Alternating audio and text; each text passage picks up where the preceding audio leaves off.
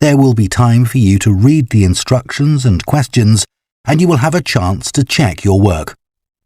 All the recordings will be played once only. The test is in 4 parts. At the end of the test, you will be given 10 minutes to transfer your answers to the answer sheet. Now turn to Part 1.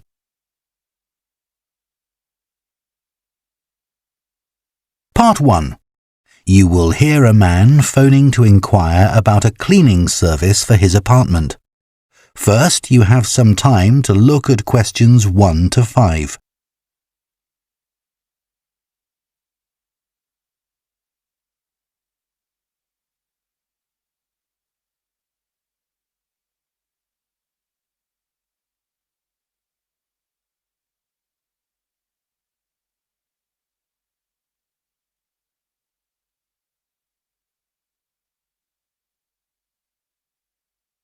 Now listen carefully and answer questions 1 to 5.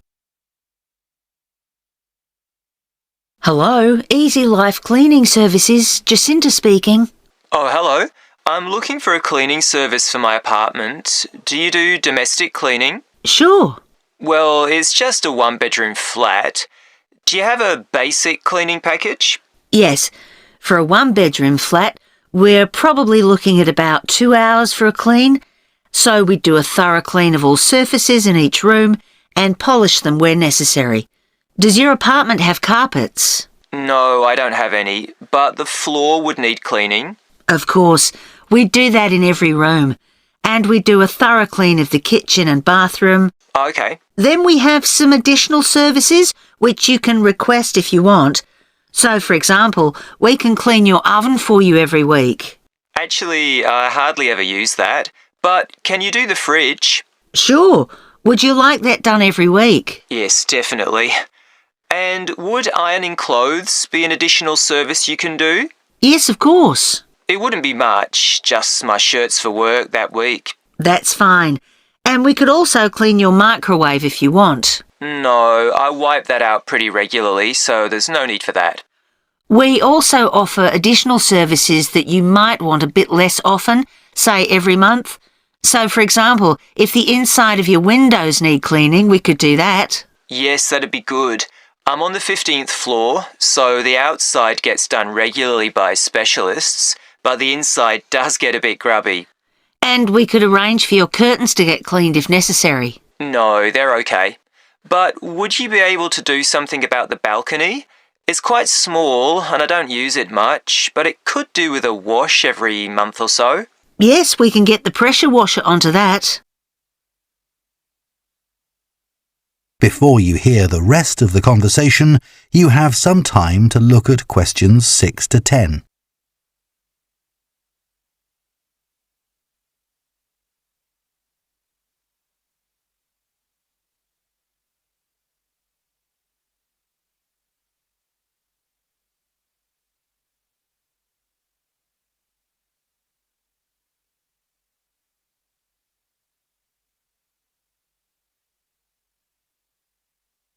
Now listen and answer questions 6 to 10.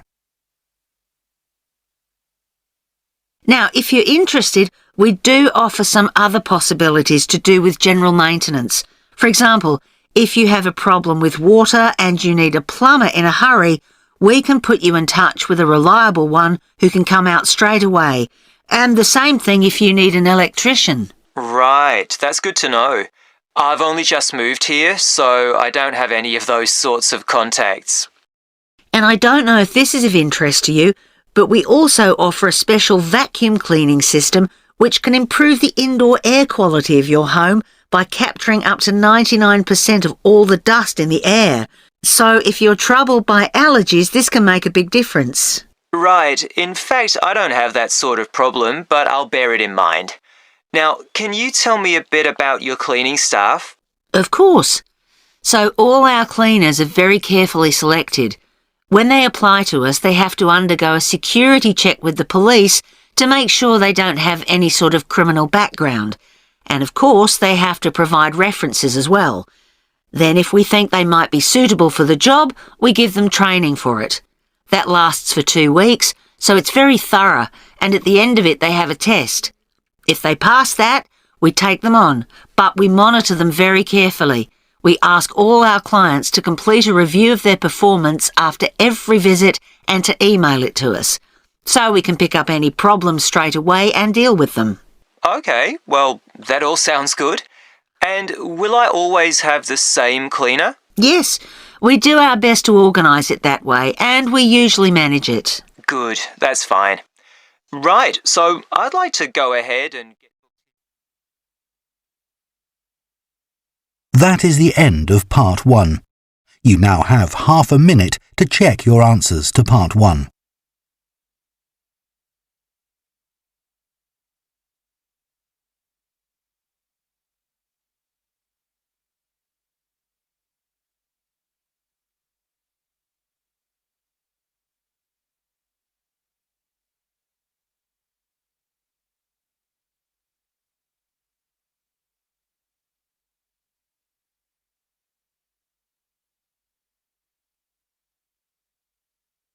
Part 2. You will hear a training manager giving a talk to a group of senior staff from a hotel chain about the problem of high staff turnover. First, you have some time to look at questions 11 to 14.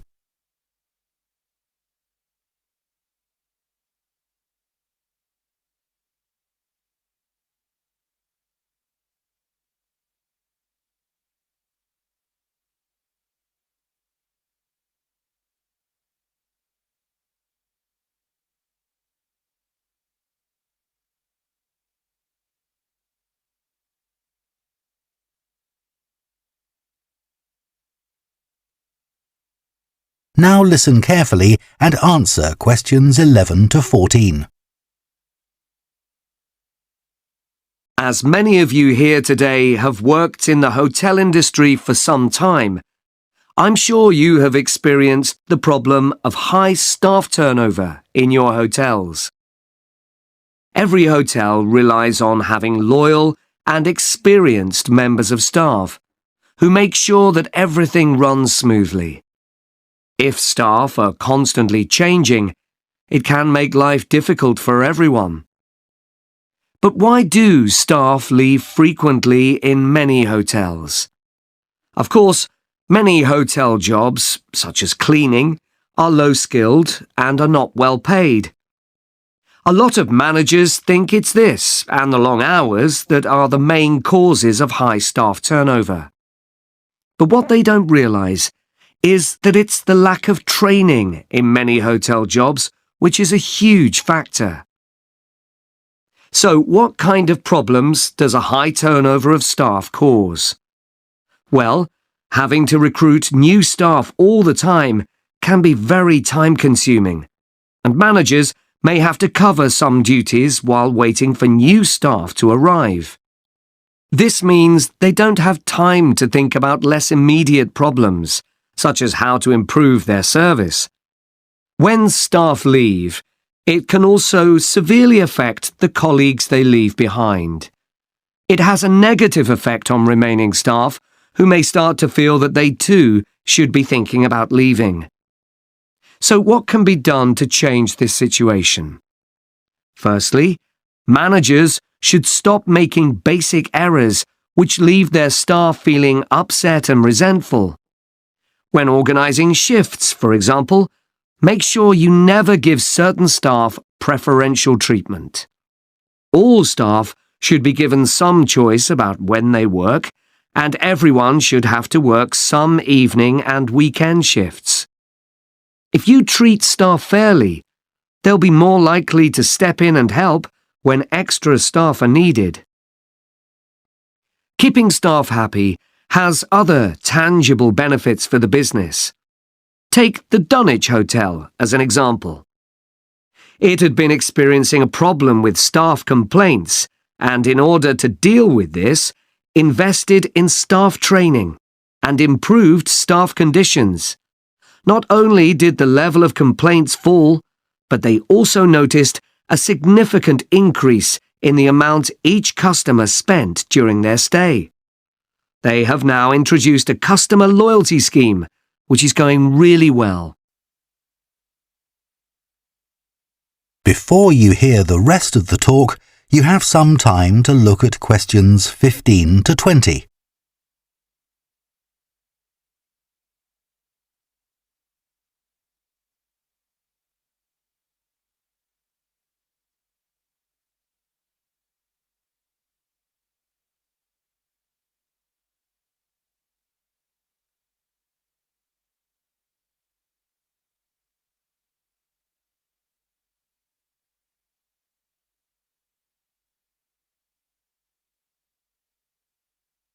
Now listen and answer questions 15 to 20.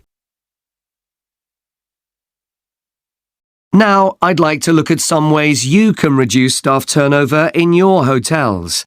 And I'll do this by giving some examples of hotels where I've done some training recently. The Sun Club received feedback which showed that staff thought managers didn't value their opinions. They weren't made to feel they were partners who were contributing to the success of the business as a whole. This situation has changed.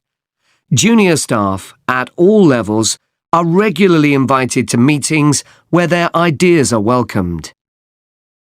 A year ago, the Portland recognised the need to invest in staff retention. Their first step was to introduce a scheme for recognising talent amongst their employees. The hope is that organising training for individuals with management potential will encourage them to stay with the business. At Blue Water, managers decided to recognise 50 high achievers from across the company's huge hotel chain. As a reward, they're sent on an all-expenses-paid trip abroad every year. Fun is an important element in the trips, but there's also the opportunity to learn something useful. This year's trip included a visit to a brewery, where staff learned about the new beer that would be served in the hotel. Pentlow Hotels identified that retention of junior reception staff was an issue. In order to encourage them to see that working in a hotel could be worthwhile and rewarding with good prospects, they introduced a management program. These staff were given additional responsibilities and the chance to work in various roles in the hotel. Green Planet wanted to be seen as a caring employer. To make life easier for staff, many of whom had childcare responsibilities, the hotel began issuing vouchers to help cover the cost of childcare. Louise Marsh at the Amesbury has one of the best staff retention rates in the business. Since she joined the company, she's made a huge effort to achieve this by creating a cooperative and supportive environment. For her, the staff are part of a large family where everyone is valued. OK, now I'd like to move... That is the end of Part 2. You now have half a minute to check your answers to Part 2.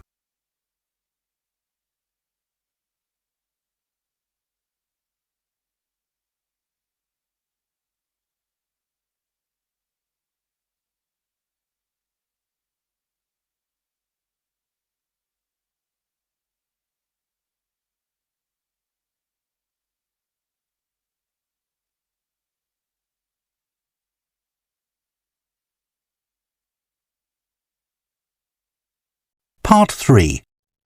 You will hear two students called Jean and Thomas discussing their sports science course.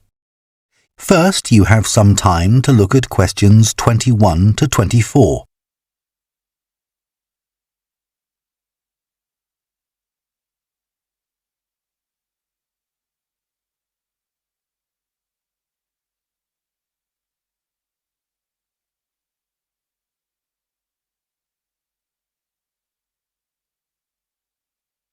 Now listen carefully and answer questions 21 to 24.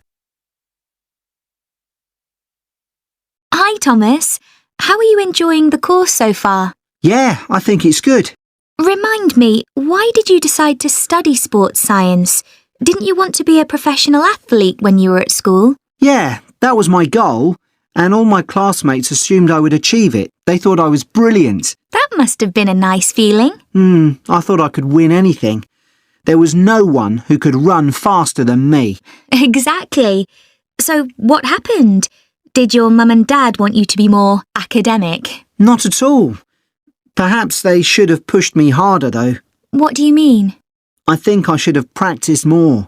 What makes you say that? Well, I went out to Kenya for a couple of weeks to train. Really? I didn't know that. I was chosen to go there out of loads of kids and run with some of the top teenage athletes in the world. And I was so calm about it. I just kept thinking how fortunate I was. What a great chance this was. Everyone back home was so proud of me. But once we started competing, I very quickly realised I wasn't good enough. That must have been a huge shock. I thought, this can't be happening. I was used to winning. I'm sorry to hear that. It's okay. I'm over it now, and I think it's much better to do a university course. And this one has such a variety of sports-related areas. It's going to be good. Oh, I agree. I chose it because of that. Before you hear the rest of the discussion, you have some time to look at questions 25 to 30.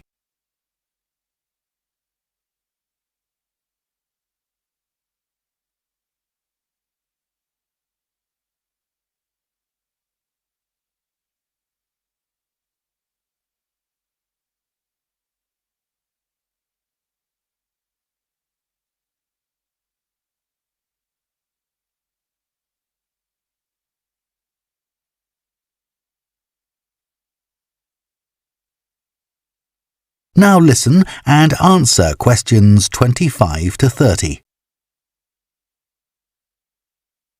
So, Jian, have you thought of any ideas for the discussion session next week on technology and sport?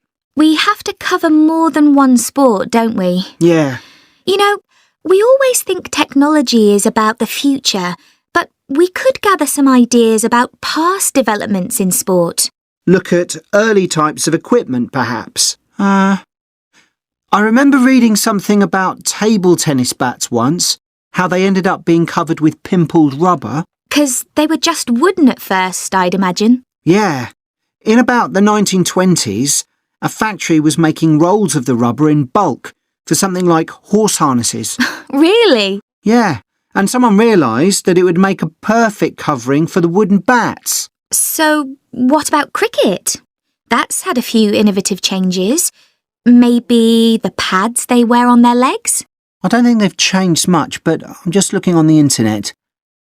And it says that when the first cricket helmet came in 1978, the Australian batsman who first wore it was booed and jeered by people watching because it was so ugly. Wow! Players have to protect themselves from getting hurt. I mean, everyone wears one now. Unlike the cycle helmet. Well, unless you're a professional. But you're right, many ordinary bikers don't wear a helmet. Hey, look at these pictures of original helmet designs. This one looks like an upside-down bowl. Yet the woman's laughing. She's so proud to be wearing it. It says serious cyclists ended up with wet hair from all the hard exercise. I guess that's why they have large air vents in them now, so that the skin can breathe more easily. OK, so we've done helmets. What about golf balls? Or better still, golf clubs. They've changed a lot. Yeah. I remember my great-grandfather telling me that because a club was made entirely of wood, it would easily break and players had to get another. There's no wood at all in them now, is there? No, they're much more powerful. The same must be true of hockey sticks. I don't think so, because players still use wooden sticks today. What it does say here, though, is that when the game started, you had to produce a stick yourself. I guess they just weren't being manufactured. So, one more perhaps? What about football? Well, I know the first balls were made of animal skin. Yeah, they covered them with pieces of leather that were stitched together. But the balls let in water when it rained. Oh, that would have made them much heavier. That's right. You can imagine the damage to players' necks when the ball was headed. Oh, how painful that must have been. Yeah. Well, I think we can put together some useful ideas and... That is the end of part 3. You now have half a minute to check your answers to part 3.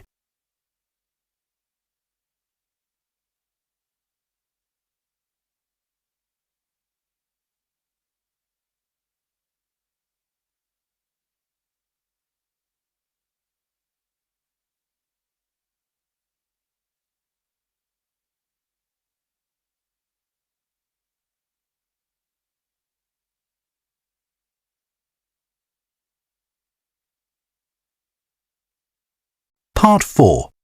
You will hear a presentation by a food science student about the production of maple syrup.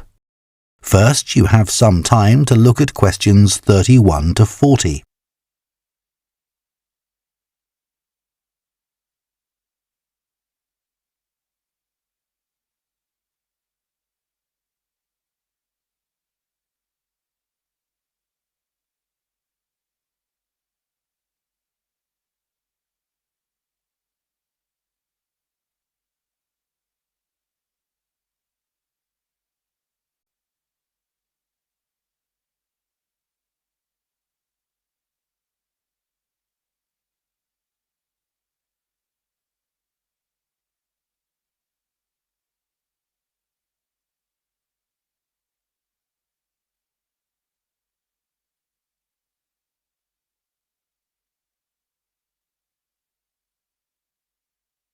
Now listen carefully and answer questions 31 to 40. Hello, everyone. Today, we're going to look at another natural food product, and that's maple syrup. What is this exactly? Well, maple syrup looks rather like clear honey, but it's not made by bees. It's produced from the plant fluid, or sap, inside the maple tree, and that makes maple syrup a very natural product. Maple syrup is a thick, golden, sweet-tasting liquid that can be bought in bottles or jars and poured onto foods such as waffles and ice cream, or used in the baking of cakes and pastries. It contains no preservatives or added ingredients, and it provides a healthy alternative to refined sugar. Let's just talk a bit about the maple tree itself, which is where maple syrup comes from. So, there are many species of maple tree, and they'll grow without fertilizer in areas where there's plenty of moisture in the soil. However, they'll only do this if another important criterion is fulfilled, which is that they must have full or partial sun exposure during the day and very cool nights. And I'll talk more about that in a minute. There are only certain parts of the world that provide all these conditions. One is Canada, and by that I mean all parts of Canada. And the other is the northeastern states of North America. In these areas, the climate suits the trees perfectly. In fact, Canada produces over 2/3 of the world's maple syrup, which is why the 5-pointed maple leaf is a Canadian symbol and has featured on the flag since 1964. So, how did maple syrup production begin? Well, long before Europeans settled in these parts of the world, the indigenous communities had started producing maple sugar. They bored holes in the trunks of maple trees and used containers made of tree bark to collect the liquid sap as it poured out. As they were unable to keep the liquid for any length of time, they didn't have storage facilities in those days. They boiled the liquid by placing pieces of rock that had become scorching hot from the sun into the sap. They did this until it turned into sugar, and they were then able to use this to sweeten their food and drinks. Since that time, improvements have been made to the process, but it has changed very little overall.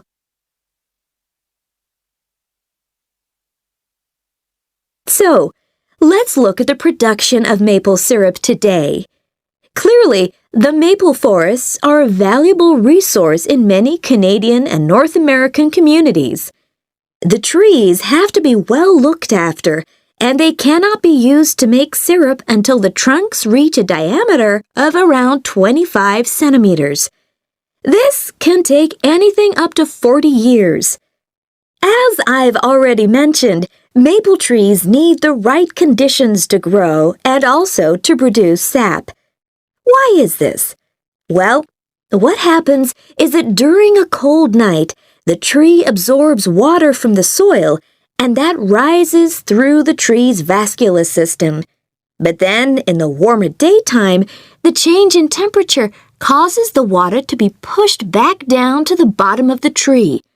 This continual movement, up and down, leads to the formation of the sap needed for maple syrup production. When the tree is ready, it can be tapped, and this involves drilling a small hole into the trunk and inserting a tube into it that ends in a bucket. The trees can often take several taps, though the workers take care not to cause any damage to the healthy growth of the tree itself. The sap that comes out of the trees consists of 98% water and 2% sugar and other nutrients. It has to be boiled so that much of that water evaporates, and this process has to take place immediately using what are called evaporators. These are basically extremely large pans. The sap is poured into these. A fire is built, and the pans are then heated until the sap boils. As it does this, the water evaporates and the syrup begins to form. The evaporation process creates large quantities of steam, and the sap becomes thicker and denser, and at just the right moment, when the sap is thick enough to be called maple syrup, the worker removes it from the heat. After this process, something called sugar sand has to be filtered out, as this builds up during the boiling and gives the syrup a cloudy appearance and a slightly gritty taste. Once this has been done, the syrup is ready to be packaged so that it can be used for a whole variety of products. It takes 40 liters of sap to produce 1 liter of maple syrup, so you can get an idea of how much is needed. So that's the basic process. In places like Quebec, That is the end of Part 4. You now have 1 minute to check your answers to Part 4.